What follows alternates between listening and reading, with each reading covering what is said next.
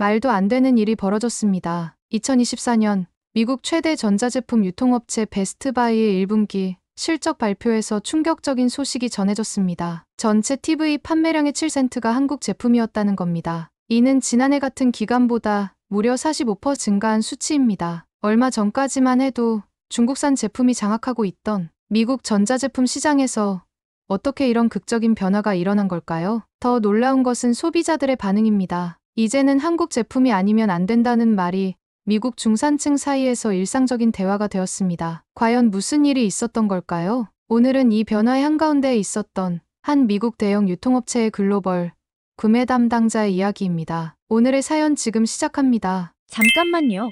1초면 가능한 좋아요 버튼을 눌러주시면 영상 제작에 큰 힘이 됩니다. 저는 미국 최대 전자제품 유통업체에서 글로벌 구매를 담당하고 있는 에릭 스톤이라고 합니다. 뉴저지에서 자란 평범한 미국인이었지만 지금은 연간 수십억 달러 규모의 물량을 좌우하는 위치에 있네요. 우리 회사의 실적이 어떻게 될지, 미국 소비자들이 어떤 제품을 선호할지 고민하는 게 제 일상이 됐답니다. 처음 입사했을 때만 해도 이런 자리에 올 거라고는 상상도 못했어요. 그저 대학 졸업하고 취업이 어려워 유통업체 매장에서 시작한 평범한 직원이었죠. 하지만 제품에 대한 관심과 열정이 남달랐고 특히 아시아 시장을 주시하면서 트렌드를 분석하는 걸 좋아했어요. 그게 제가 이 자리까지 올 수 있었던 이유가 아닐까 싶습니다. 그날은 평소처럼 시장 동향을 체크하고 있었어요. 갑자기 휴대폰이 쉴 새 없이 울리기 시작했어요. 트럼프가 재선에 성공하면 중국 제품에 대해 최대 45%의 관세를 부과하겠다고 발표한 겁니다. 이건 정말 심각한데 가슴이 철렁 내려앉았죠. 우리 매출의 70% 이상이 중국산이니까요.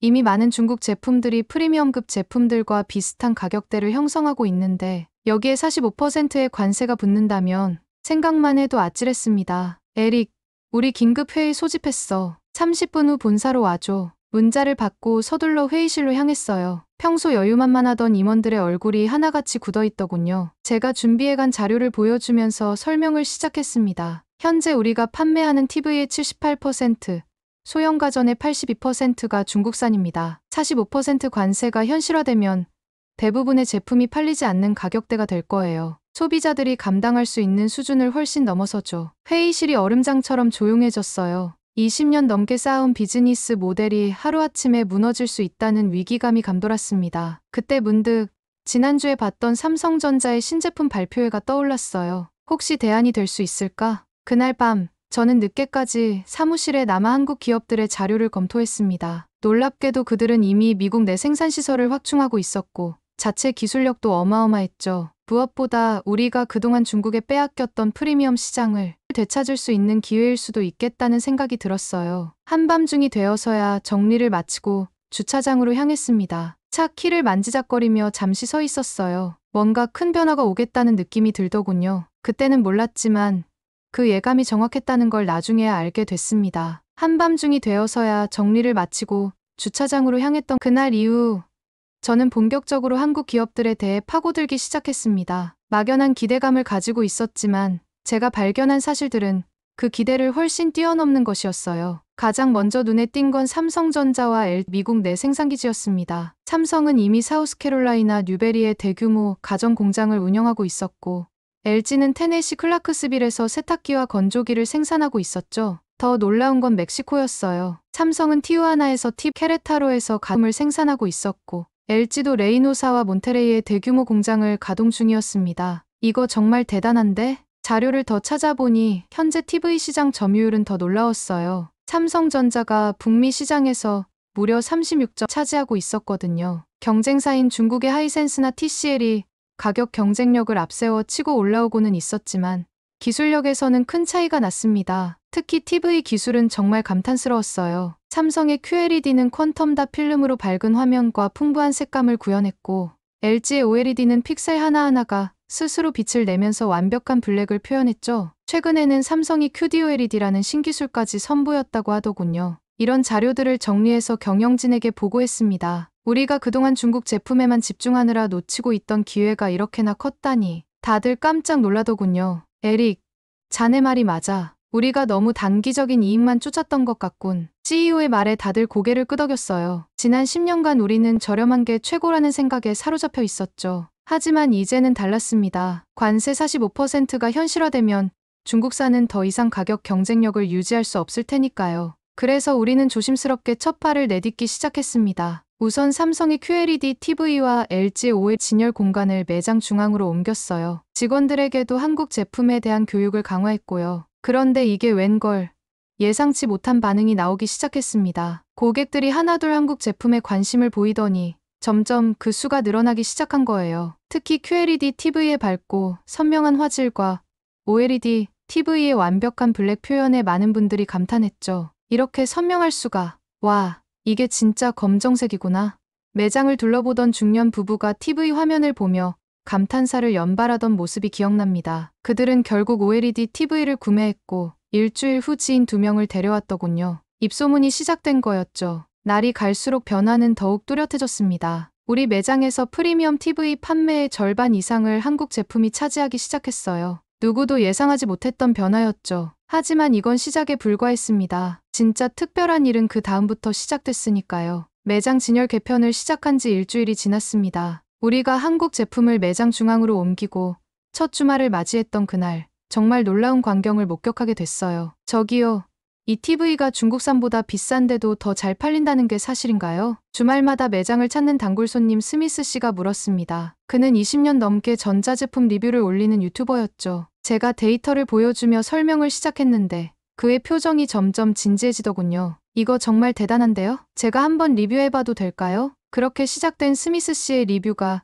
우리 매장에 새로운 바람을 일으켰습니다. 특히 삼성 QLED와 LG OLED를 나란히 놓고 비교한 영상은 조회수 100만을 훌쩍 넘겼어요. 그의 영상에서 가장 화제가 된 건 블랙 표현력 테스트였죠. 한밤중에 은하수를 보여주는 장면에서 시청자들은 깜짝 놀랐다고 하더군요. 매장은 갈수록 바빠졌습니다. 관세 정책이 현실화되기 전에 중국산을 사두려는 손님도 있었지만 의외로 많은 분들이 한국 제품에 관심을 보이셨어요. 특히 전문직이나 영상 콘텐츠 제작자들 사이에서 입소문이 퍼지기 시작했죠. 이런 화질이라면 4K 영상 작업할 때 모니터로도 쓸 수 있겠는데요. 한 영화 편집 스튜디오에서 단체 주문 문의가 들어왔을 때는 정말 놀랐습니다. 그들은 결국 LG의 최신형 OLED TV 12대를 주문했어요. 편집실마다 하나씩 설치하겠다고 하더군요. 주목할 만한 변화는 또 있었습니다. 냉장고와 세탁기 같은 대형 가전에서도 한국 제품 문의가 늘어나기 시작한 거예요. 특히 스마트 기능이 탑재된 제품 인기가 높았죠. 여보, 이거 봐요.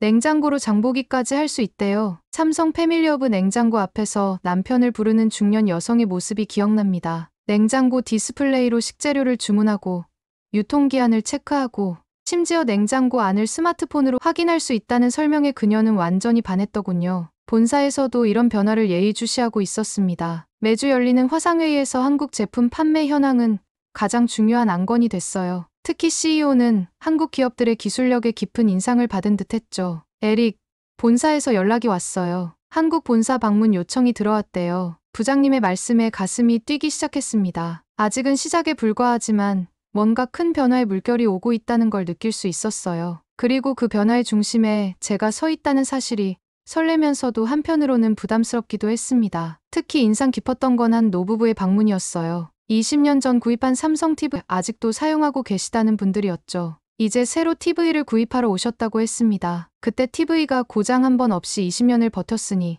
이번에도 당연히 삼성으로 사야지. 이런 신뢰는 어떤 마케팅이나 광고로도 살 수 없는 것이라는 생각이 들었습니다. 한국 기업들이 수십 년에 걸쳐 쌓아온 신뢰가 바로 그들의 가장 큰 무기였던 거죠. 그렇게 저는 한국으로 떠나게 됐어요. 오랫동안 궁금했던 그들의 기술력을 직접 눈으로 확인할 생각에 너무 떨렸답니다. 15시간의 긴 비행 끝에 인천공항에 도착했을 때 피곤함보다는 호기심이 앞섰어요. 공항 곳곳에서 마주친 자율주행 로봇들과 투명 디스플레이들이 이곳이 평범한 곳이 아님을 말해주고 있었죠. 우리 일행을 맞이한 삼성전자 김 부장의 안내로 첫 방문지인 온양 반도체 공장으로 향했습니다. 입구에서 보안검사를 마치고 방문자 카드를 봤는데 문득 긴장감이 느껴졌어요. 이런 첨단 시설을 외부인에게 공개하는 건 흔치 않은 일이라고 하더군요. 공장 내부는 상상을 뛰어넘는 광경이었습니다. 끝없이 이어진 생산라인에 사람이 거의 보이지 않았어요. 대신 수백 대의 로봇이 정교한 움직임으로 작업을 이어가고 있었죠.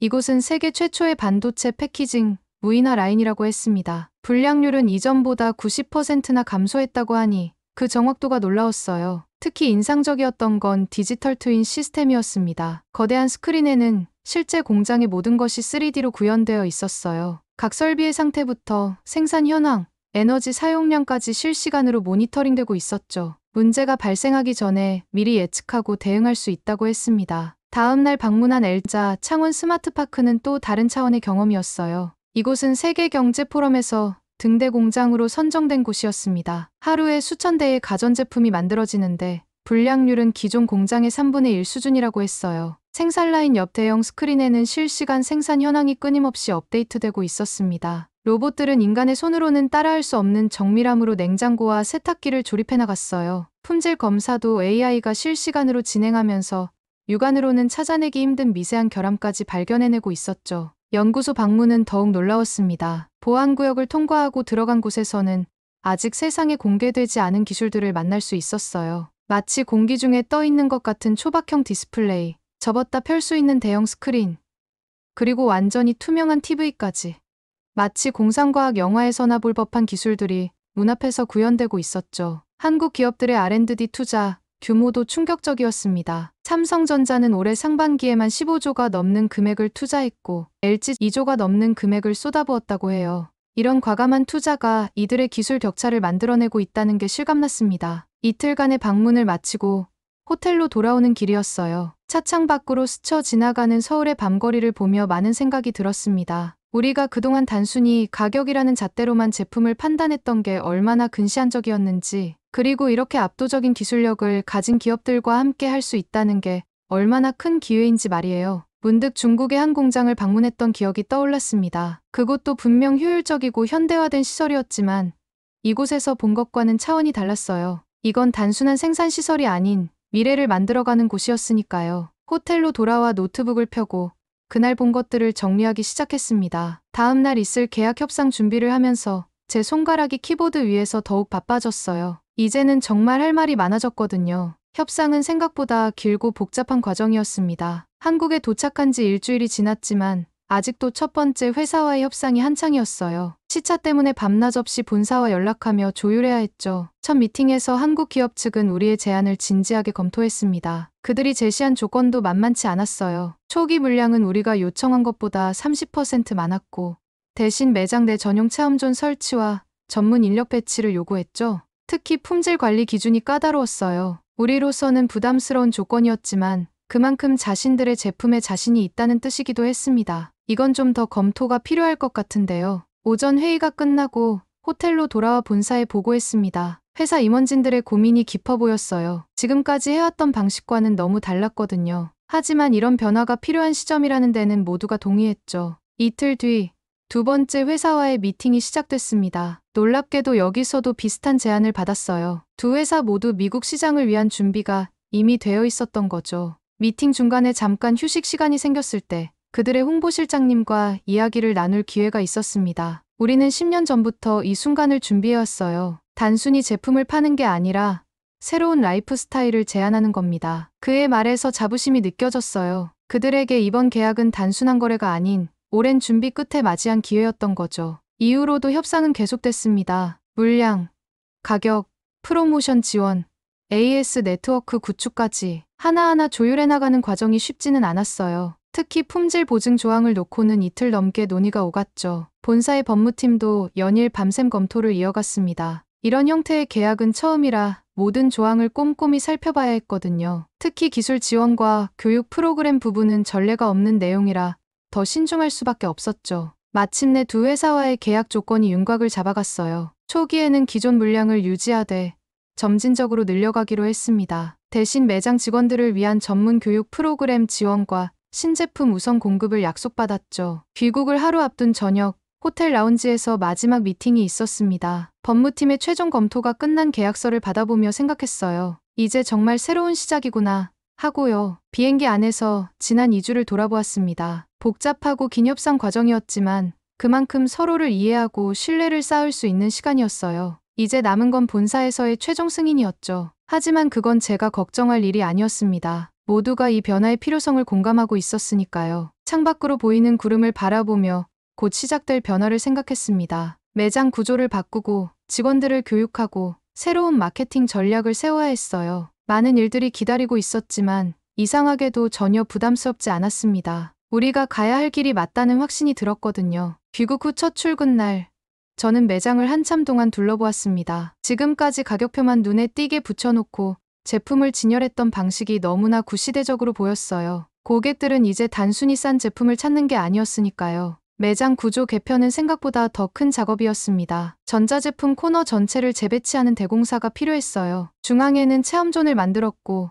TV 코너는 마치 작은 영화관처럼 꾸몄죠. 특히 프리미엄 가전구역은 실제 거실이나 주방처럼 꾸며서 고객들이 제품을 자신의 집에 들여놓았을 때를 상상할 수 있게 했습니다. 직원 교육도 시작됐어요. 한국에서 전문가들이 파견되어 일주일간 집중 교육을 진행했죠. 단순히 제품 스펙을 외우는 게 아니라 기술의 원리부터 고객 상담 노하우까지 배웠습니다. 특히 인상 깊었던 건 우리 직원들의 반응이었어요. 이제야 제품에 대해 제대로 설명할 수 있을 것 같아요. 오랫동안 일해온 시니어 직원의 말이었습니다. 그동안은 가격 위주로만 설명했는데 이제는 제품의 진짜 가치를 전할 수 있게 된 거죠. 변화는 생각보다 빨리 찾아왔어요. 새로운 매장 구조에 적응하기도 전에 고객들의 반응이 달라지기 시작했습니다. 특히 주방 가전 코너에서 큰 변화가 있었죠. 예전에는 잠깐 둘러보고 가던 고객들이 이제는 한참 동안 제품을 살펴보고 질문도 많이 하더군요. 이 냉장고, 우리 부엌에 딱 어울릴 것 같아요. 한 중년 여성 고객의 말이 기억납니다. 그녀는 결국 프리미엄 냉장고를 구매했는데 가격보다 디자인과 기능을 더 중요하게 생각했다고 하더군요.